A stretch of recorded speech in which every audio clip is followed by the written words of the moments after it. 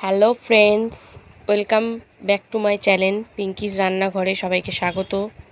আজকে আবার হাজির হয়ে গেছি একটি নতুন রেসিপির সাথে। আজকের রেসিপি পাঙাশ মাছ তার তেল ঝাল রেসিপি। তো এই পাঙাশ মাছ খেতে কিন্তু খুবই টেস্ট, ভাতের সাথে অসাধারণ লাগবে। এই মাছ কিন্তু খেতে খুব স্বাদ লাগে। তো আশা করছি ভিডিওটা অবশ্যই প্রথম থেকে শেষ অবধি দেখবে, দেখে ভালো লাগলে অবশ্যই লাইক কমেন্ট শেয়ার করবে আর অবশ্যই আমার চ্যানেলটা সাবস্ক্রাইব করে নেবে। তো চলো শুরু করে দিই। এখানে দেখতেই পাচ্ছ পাঙাশ মাছ আমি নিয়ে নিয়েছি 5 পিস, দেখতে পাচ্ছ খুব বড় বড়। তো এটাকে প্রথমে নুন হলুদ মাখিয়ে নেব। এই মাছের একটা গুণ কি আছে, খেতে যেমন টেস্ট, আর এই মাছ খুব তেল হয়, মানে তেল খুব কম লাগে এই মাছটা রান্না করতে গেলে, কারণ এই মাছের গা থেকে তেল বেরায়। তো দিয়ে দিলাম এতে নুন, এবারে দিয়ে দেবো এতে আমি হলুদ গুঁড়ো দিয়ে এবারে ভালো করে এটাকে মাখিয়ে নেব। পাঙাশ মাছ খেতে কিন্তু খুব টেস্ট, যারা খেয়েছো তারা তো জানবেই, আর যারা কোনো দিনও খাওনি তারা অবশ্যই একবার ট্রাই করে দেখতে পারো, ভালো লাগবে। তো দেখো মাছটা আমার নুন হলুদ মাখানো হয়ে গেছে। এবারে মাছটাকে ভেজে নেব ভালো করে। তো মাছটা ভেজে নেব চলো। তো মাছটা ভাজার জন্য আমি এখানে কড়াই বসিয়ে দিয়েছি। কড়াইতে এবারে আমি এতে তেল দিয়ে দেব। আমি তেল দেব সাদা তেল, তোমরা চাইলে সর্ষের তেলও করতে পারো। তেলটা আবার একটু গরম হতে দেব, নাহলে মাছগুলো ভেঙে যাবে তেল গরম না হলে। তেলটা কিন্তু সুন্দরভাবে গরম হয়ে গেছে। এবারে আমি এতে মাছগুলো দিয়ে দিচ্ছি। মাছগুলো দিয়ে ভেজে নেব। যেহেতু এই মাছে আঁশ থাকে না, সেহেতু একটু সাবধানে ভাজা দরকার, কারণ আঁশ ছাড়া মাছ একটু বেশি ফাটে তেলে দিলে, সেই জন্য একটু সাবধানে ভাজতে হবে। তো মাছটার এক পিঠ ভাজা হয়ে গেছে, উল্টে দিয়ে আরেক পিঠটাও ভেজে নেব, লাল লাল করে ভেজে নেব। আর এই মাছে কিন্তু কাটা থাকেই না বলতে গেলে, খুব কম কাটা, মানে এই বড় কাটাটাই যা থাকে, তাই মাছটা কিন্তু খেতে সবাই পারবে, বাচ্চা থেকে বড়।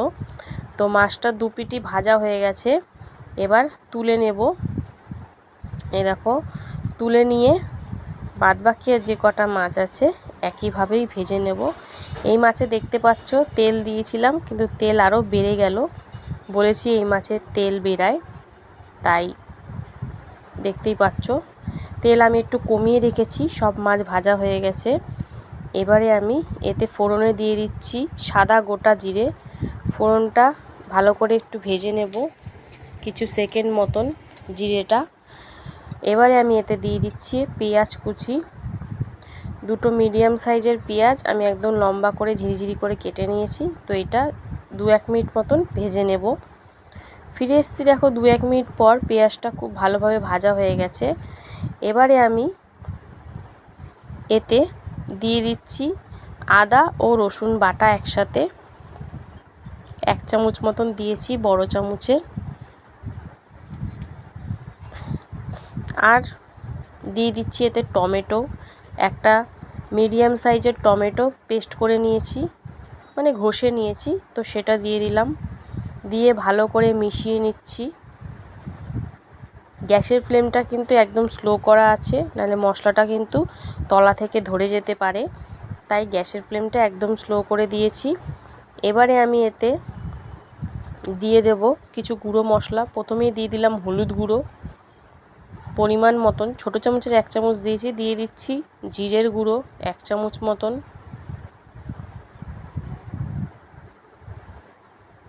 আর দিয়ে দেবো এতে আমি লঙ্কার গুঁড়ো। যে যেমন ঝাল খাও সে সেরকমভাবেই দেবে। কেউ যদি না খেতে চাও তো কাঁচা লঙ্কা দিয়েও করতে পারো, কিন্তু দিলে কালারটা ভালো আসে। আর দিয়ে দিচ্ছি ধনের গুঁড়ো 1 চামচ মতন। সব কিছু দেওয়ার পর ভালো করে মিশিয়ে কষিয়ে নিতে হবে সুন্দরভাবে। এবারে দিয়ে দেবো সামান্য একটু জল, দিয়ে এবারে ভালো করে মশলাগুলো কষিয়ে নেব 2 থেকে 3 মিনিট মতন। এই দেখো 2 থেকে 3 মিনিট মতন এবারে এটাকে কষিয়ে নেব ভালো করে। ফিরে এসেছি 2 থেকে 3 মিনিট, দেখো শুকিয়ে গেছে পুরো। এবারে আমি এতে দিয়ে দিচ্ছি স্বাদ অনুযায়ী নুন। আর যেহেতু বললাম মাছটা একটু তেল লাগতো বেশি, সেই জন্য তেলটা খুব কম দিয়েই আমি রান্নাটা করছি। মাছ ভাজাগুলো দেওয়ার পর কিন্তু আরও তেল বেরাবে। তো দিয়ে দিলাম পরিমাণ মতন জল। দেওয়ার পর এবার 5 মিনিট মতন ঝোলটাকে ফুটতে দেব।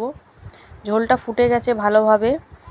এবারে আমি এতে ভেজে রাখা মাছগুলো দিয়ে দিচ্ছি। মাছগুলো দিয়ে দিলাম। এবারে হালকা একটু নাড়াচাড়া করে দিয়ে দিলাম ওপর থেকে কাঁচা লঙ্কা, মাঝখান থেকে ফেলে দিয়েছি। ভালো করে 2 থেকে 3 মিনিট মতন ফুটিয়ে নিলাম। ফুটিয়ে নিয়েই দেখো এবারে আমি গ্যাসের ফ্লেমটা অফ করার আগে দিয়ে দেব গুঁড়ো গরম মশলা, দিয়ে ভালো করে মিশিয়েই আমি এবারে গ্যাসের ফ্লেমটা অফ করে দেব। তো দেখতেই পেলে কত সুন্দরভাবে আমি আজকে তোমাদের সামনে তৈরি করে দেখালাম পাঙাশ মাছের তেল ঝাল রেসিপি। আমি একটু ঝোল ঝোল ভাব রেখেছি, তোমরা যদি না রাখতে চাও তাহলে একদম শুকিয়ে নিতে পারো, তাতেও কিন্তু ভালো লাগবে। তো আজকের ভিডিওটা যদি ভালো লাগে অবশ্যই লাইক করবে, কমেন্ট করবে, সকলের সাথে শেয়ার করবে। আর এরকম নতুন নতুন রেসিপি পেতে হলে অবশ্যই আমার চ্যানেলটা সাবস্ক্রাইব করে নেবে। আজকের মতন টাটা, আবার চলে আসবো অন্য কোনো দিন অন্য একটি নতুন রেসিপির সাথে।